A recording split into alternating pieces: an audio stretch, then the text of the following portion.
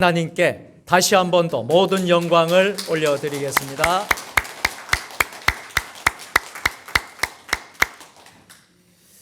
예수님께서 부활하셨습니다.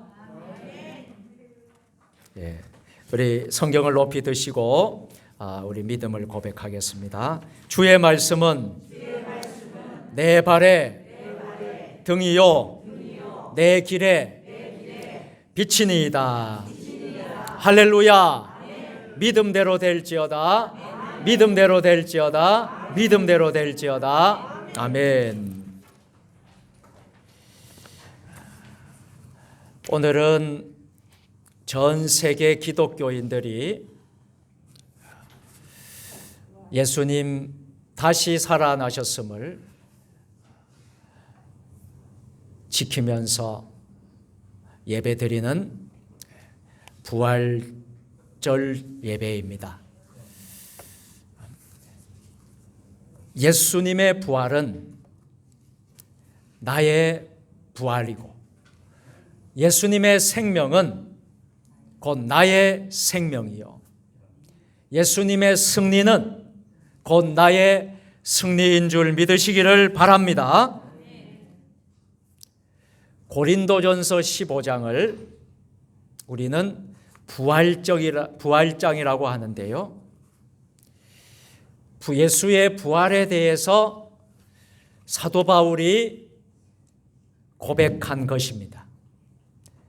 고린도전서 15장 20절 21절 다 같이 그러나 이제 그리스도께서 죽은 자 가운데서 다시 살아나사 잠자는 자들의 첫 열매가 되셨도다. 사망이 한 사람으로 말미암았으니 죽은 자의 부활도 한 사람으로 말미암는도다. 아멘. 예수님은 잠자는 자들의 첫 열매가 되셨다고 고백합니다. 이 열매라는 것에 우리가 주목해야 하는데요. 사과나무에서는 계속해서 사과가 열리게 되어 있습니다. 우리 교회 바로 옆에 배나무가 있어요. 우리 장로님 가정에서 배 농사를 하는데 배나무에서는 배가 열리게 되어 있습니다. 감나무에서는 감이 열리게 되어 있습니다. 예수님께 연결되어 있는 자들에게는 무슨 열매가 맺힐까요? 부활의 열매가 맺게 되어 있습니다. 그러기에 예수님의 부활은 곧 나의 부활입니다. 예수님의 승리는 곧 나의 승리입니다. 예수님의 생명은 곧 나의 생명이 되는 것입니다. 예수님께서 우리 인류를 구원하시기 위해서 십자가에 못 박혀 죽으신 것으로만 끝났다면 그것이 우리에게 오늘 무슨 신앙의 의미가 있겠습니까?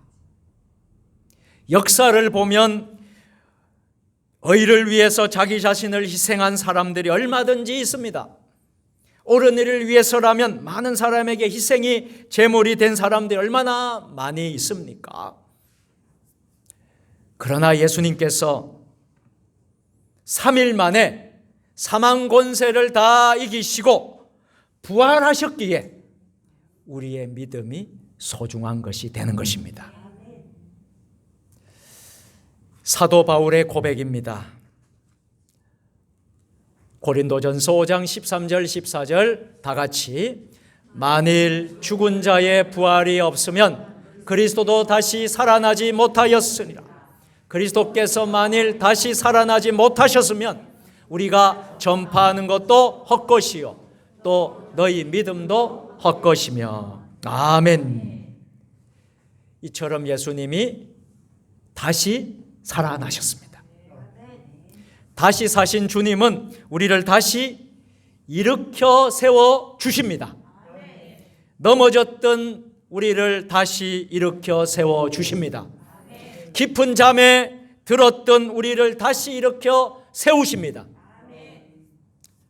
인류의 역사를 보면 인간은 끊임없이 넘어집니다. 죄로 인해서 넘어져요. 욕심 때문에 넘어지기도 하고요.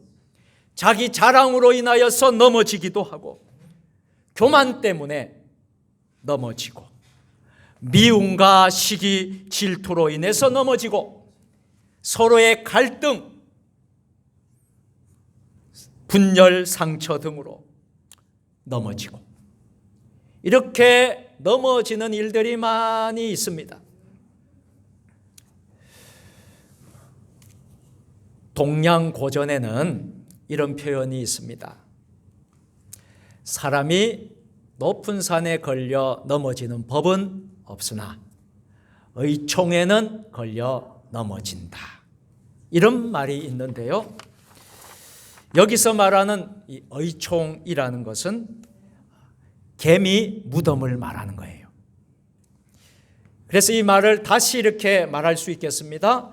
높은 산에 걸려 넘어지지 않지만 개미 무덤에 걸려 넘어진다. 우리는 너무나도 작은 것에 의해서 걸려 넘어지기가 쉽다는 표현이에요. 너무나도 작은 것에 쉽게 넘어지는 우리를 예수님께서 일으켜 세워주십니다. 좀 더 정확하게 표현하자면 부활하신 예수님께서 넘어진 자들을 다시 일으켜 세워주십니다. 이것이 바로 부활 신앙이라는 것이에요. 부활의 믿음이라는 것입니다. 오늘 본문 말씀을 보니 다시 일으켜 세워주시는 내용이 나와요. 회당장의 딸이 그만 죽었다는 소식을 듣게 되었어요. 여러분, 사람이 죽으면 얼마나 슬퍼요. 낙심되고 실망이 얼마나 큽니까? 이 소식을 들었습니다. 예수께서 그 하는 말을 곁에서 들으시고 회당장에게 이르시되 두려워하지 말고 믿기만 하라, 이렇게 말씀하시고 베드로, 야고보, 요한 세 사람을 데리고 회당장의 집으로 향하십니다. 회당장의 집에 함께 가서 떠드는 것과 사람들이 울며 심히 통곡함을 보시고 들어가서 그들에게 이르시되 너희가 어찌하여 떠들며 우느냐? 이 아이가 죽은 것이 아니라 잔다. 예수님께서 죽은 회당장의 딸을 보고서 자고 있다고 말씀하셨습니다. 그리고 그 아이의 손을 잡고 이르시되 달리다굼 하시니 번역하면 곧 내가 내게 말하노니 소녀야 일어나라 하심이라. 오늘 우리가 본문 내용이 이러한 스토리를 가지고 있는 내용이에요. 하나님은 넘어진 자를 다시 일으켜 세워주십니다. 사람이 죄를 지으면 그 죄 때문에 모두가 넘어지게 되어 있어요. 그러나 용서받으면 그 사람은 그 자리에서 다시 일어설 수 있게 됩니다. 인간이 여러 가지 죄로 인하여 계속해서 넘어지지만 하나님은 끊임없이 용서하셔서 우리를 다시 일어서게 하시고 다시 시작하게 하십니다. 사랑하는 성도 여러분, 혹시 넘어진 분이 있습니까? 부활하신 예수님과 함께 다시 일어나기를 기도합니다. 혹시 절망 중에 있는 분이 계십니까? 부활하신 예수님과 함께 다시 일어나기를 기도합니다. 혹시 포기하고 죽기를 기다리는 분이 있으신가요? 부활하신 주 예수님과 함께 다시 일어나기를 기도합니다. 깊은 수렁에 빠져 무덤에 갇힌 것 같은 세월을 지내고 있는 분이 있으신가요? 부활하신 예수님과 함께 다시 일어나기를 기도합니다. 그러면 어떻게 이러한 일이 다시 일어나는 달리다굼의 역사를 경험할 수 있을까요? 예수님께서 말씀하셨습니다.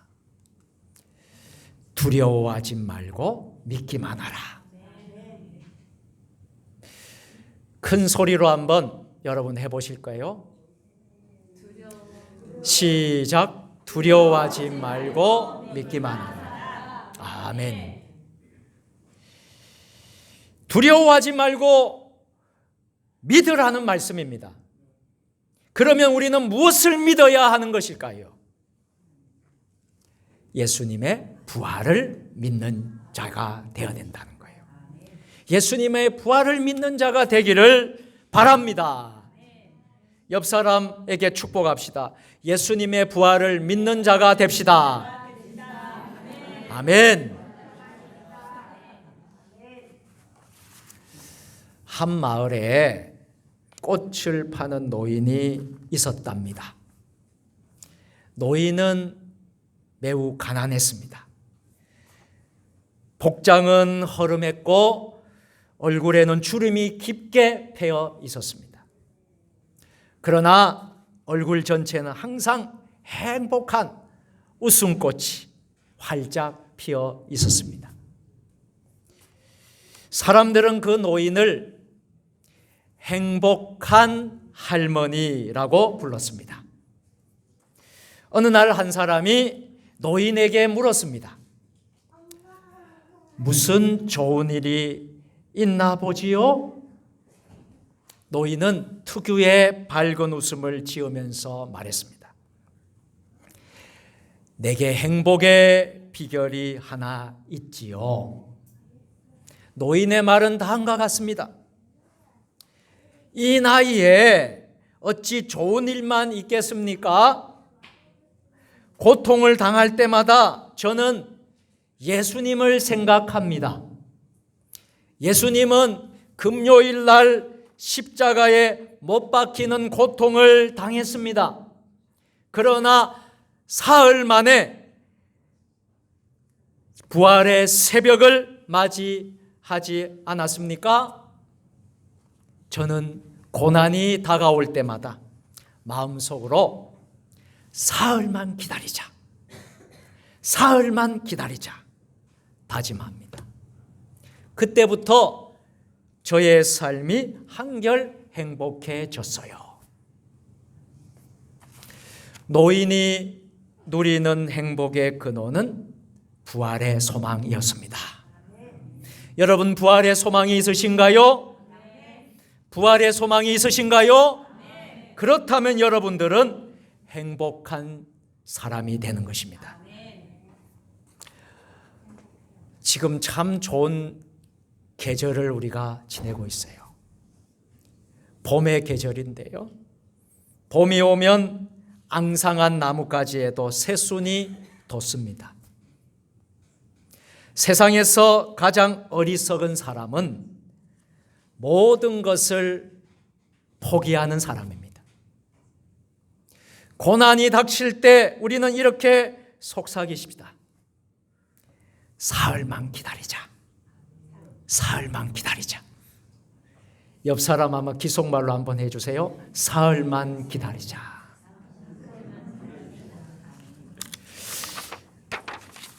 예수님의 부활을 믿어야 합니다. 예수님의 부활을 믿을 때 두려움이 사라지게 될 줄로 믿습니다. 예수님께서 사랑하시던 제자들 베드로, 요한, 야고보를 데리고 회당장의 집으로 가셨습니다. 그 외에는 아무도 따라오지 못하게 하셨습니다. 회당장의 집에 들어가 보니 들어가시니 울며 통곡하고 슬픔이 가득하였습니다. 예수님께서 그들에게 이르시되 너희가 어찌하여 떠들며 우느냐? 이 아이가 죽은 것이 아니라 잔다. 그러자 어떤 반응이 일어났죠? 그들이 비웃더라. 예수님은 이렇게 비웃는 사람들을 모두 밖으로 내보내셨습니다. 비웃는 자들은 달리다굼의 현장을 경험할 수 없습니다. 달리다굼의 기적을 경험할 수 없습니다. 그리고 예수님께서 그 부모와 제자들을 데리고 들어가셨습니다. 마태복음 5장 20절 말씀. 후에 아이의 부모와 또 자기와 함께한 자들을 데리시고 아이 있는 곳에 들어가사. 아멘. 여러분, 부모의 마음은 어떤가요? 죽은 이 자녀가 다시 일어나기를 바라는 간절한 마음이 있었고, 제자들에게는요, 예수님의 말씀은 반드시 이루어진다는 믿음이 있었습니다.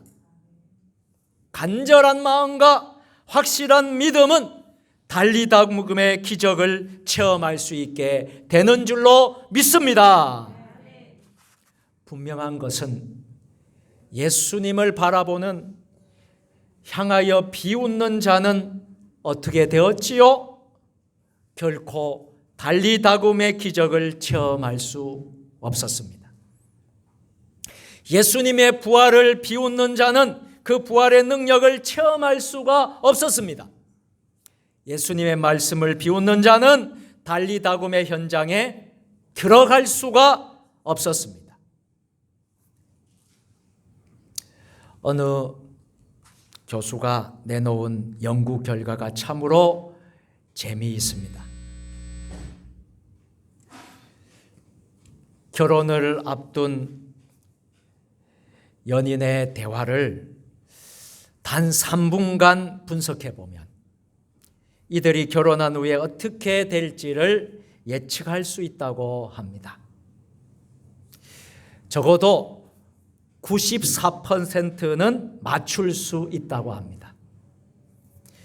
이 3천상의 연인이 하는 대화를 분석했는데요.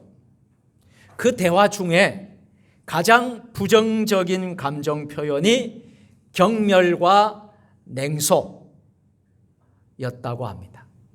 말 속에 은근히 비웃는 마음이 드러납니다.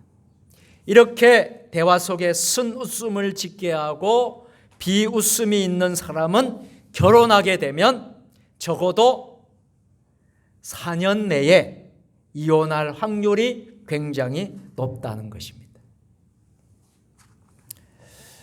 가정에서 부부가 살면서 서로 사랑하고 서로 이해하고 용서하고 용납하고 은혜 가운데 살아야 될 줄로 믿습니다.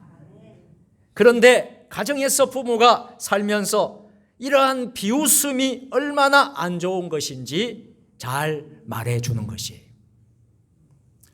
하물며 하나님의 말씀인데요. 하나님의 말씀에 대해서 비웃음의 태도를 갖고 있으면 어찌 좋을 리가 있겠습니까? 소돔성이 왜 망했습니까? 소돔성이 망하게 되었지요. 롯이 사이들에게 말합니다. 이 성이 멸망하게 될 터이니 얼른 나가도록 하자. 그러자 사이들은 이것을 농담으로 여겼어요. 비웃었다라는 것입니다. 여러분, 오늘 우리는 부활 주의를 지키고 있습니다. 예수님께서 부활하셨습니다. 이것을 비웃는 사람들이 얼마나 많이 있는가요?